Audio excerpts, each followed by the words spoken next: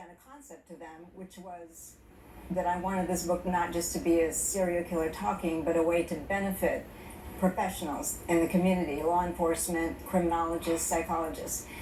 So they liked that. And then I had to audition with him because he wanted to know if I would play his game. He wanted to speak with me in code. And so I had to solve a series of codes before I could go ahead with the book. Puzzles. Puzzles, yes. So Raider speaks in this code that Catherine is expressing. She understands it. She's probably the best person to understand it. So you helped me decipher these letters that we got, and I understand you have more now. I have more. So this is about 20 pages, and it takes a while to get through this. I was going to say, as a doctor, I'm most interested in getting inside his mind to try to understand the why. So maybe we can prevent something like this from happening again. So here are the questions that I asked. Do you believe you are mentally ill? Are you haunted by the memories of your victims? Do you feel remorse for killing? Were you aware that your actions were going to hurt people, your victims, their families, and also your family? And finally, what do you want from me, Dr. Oz? What do you need me to know about you that the world doesn't know yet? So the letters that we got back were very comprehensive, though lots of answers to those questions. So I tried to decipher them for myself. Take a look. Dennis Schrader, El Dorado, Kansas. This is what he wants me to know about him. That I am much like the human you are. I have been loved and been loved. Raised in a good home with a Christian surrounding. Been a good husband, father, and worker. So he says he's pretty normal.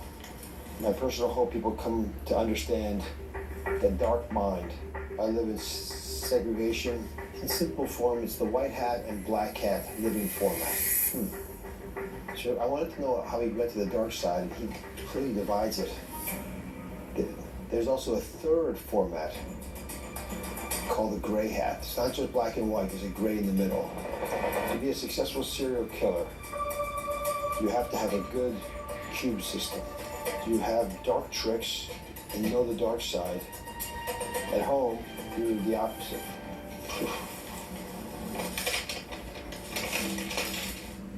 I have factors that I think help causes brain damage at birth. A mother fell off a horse when she was pregnant with him. He just blames a lot of this on what he thinks happened to his brain when he was young. His cortex, he says, is not right. Frontal area. There's no real emotion there, he says. So here are the additional things I found revealing. He does not acknowledge mental illness. He calls his dark side an obsession or a hobby. He felt the dark side consuming him since the 5th grade and described fantasies about hurting female teachers. He mentions his mother a lot, noting their bond broke early between the ages of 4 and 5 over a toy tractor. So talk me through what I'm missing and explain some of the psyche of these letters. And there's some really dense stuff in here. I think the core concept for Raider is this idea here. And this is what he calls cubing, where he can be on the front of the cube, but every other aspect of this cube is also him.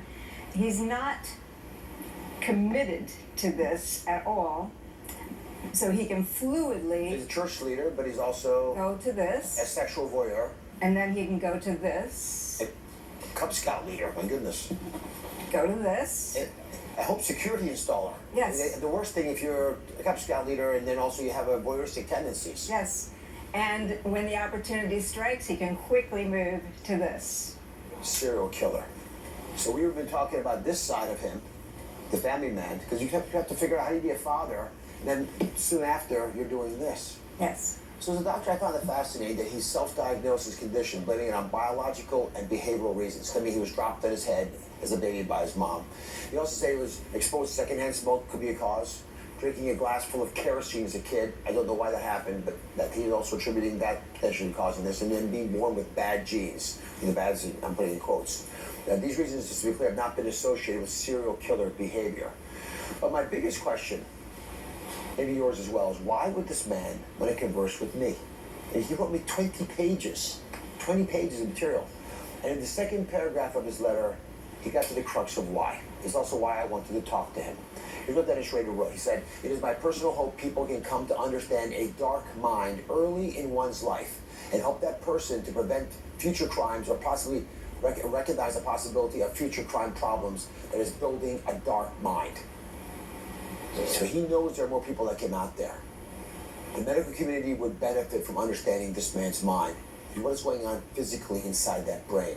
And most importantly, can it be diagnosed early? Can it be treated? So, Catherine, has he been diagnosed with a mental illness that we've got a name for? He has no mental illness, but he's been diagnosed with some conditions: narcissistic personality disorder, obsessive compulsive personality disorder, hypergraphia, as you've experienced yourself, of overwriting, writing up the size of the page, which suggests there might be a processing problem with his brain as well.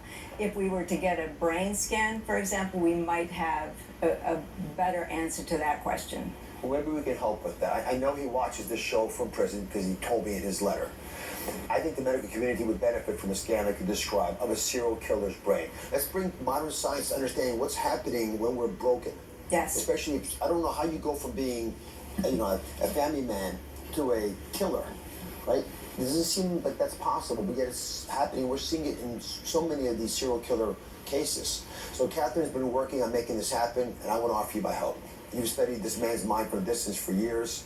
How can we identify right now in our lives when there's a BTK around us, a serial killer, before they start killing? Well, we're talking about people who live double lives, who are very good at seeming to be one thing but having this dark side.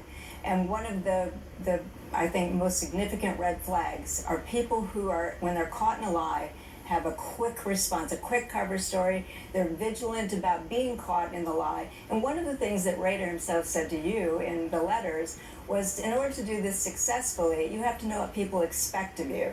So if you can do that, they are never going to think that you have this dark side. But when you do catch them, most of us will accept an explanation because we don't want to think about them having this malignancy. They count on that. We need to be more vigilant, more alert. I think that's something we owe ourselves, the people we care for. You can find out more about BTK and his correspondence with Catherine in her book, Confessions of a Serial Killer, which is available now. And Catherine's given us more insight into BTK's letters. You can find it on DrOz.com. It is riveting. We'll be right back.